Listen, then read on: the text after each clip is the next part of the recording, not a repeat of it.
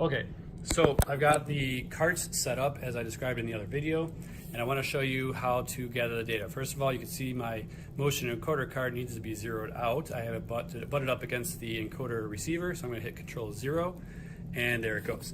So now I've got the other cart set up right by the picket fence. You'll be able to tell pretty much immediately if this is elastic or inelastic almost just by looking at the data.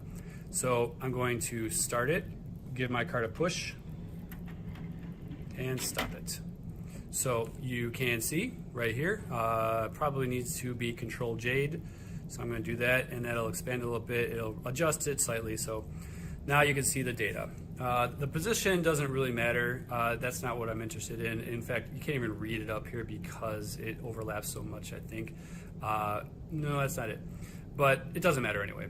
The velocity really is the one you want because you can see the velocity of both cars. The continuous line is obviously the teal car, the motion encoder car, because it gets a continuous data stream.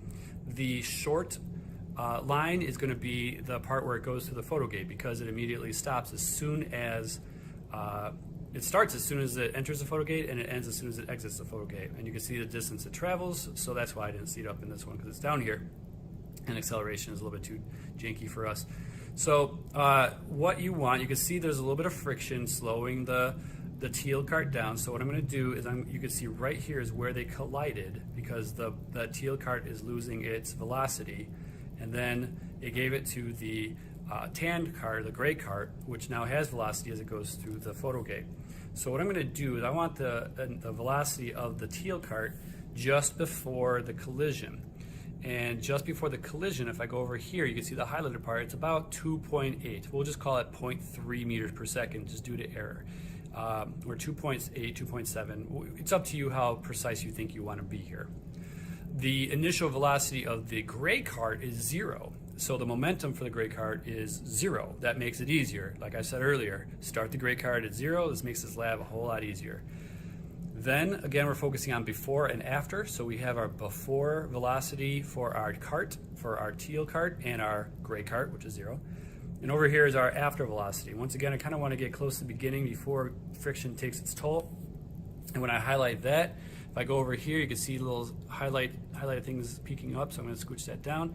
So after the collision, immediately after the collision, while it goes to the photogate, the teal cart, the motion encoder cart, is going 0.02 meters per second. This was just a little push I gave it, so now it's slowed down. It's transferred most of its momentum, but not all its momentum, to the gray cart. So if I slide the window over a little bit, you can now see the distance, which doesn't matter. The velocity, you can see that the font here is orange, just like the graph. That's the photogate cart, the gray cart. They had the picket fence on it. And its velocity is 0.29, I guess. And so you can see it transferred most of its velocity to the gray cart. The motion encoder cart transferred most of its velocity to the gray cart. So that's how you get the data. Again, just focus on before the collision and after the collision, and it's pretty straightforward. You get used to this data collection. So that's it.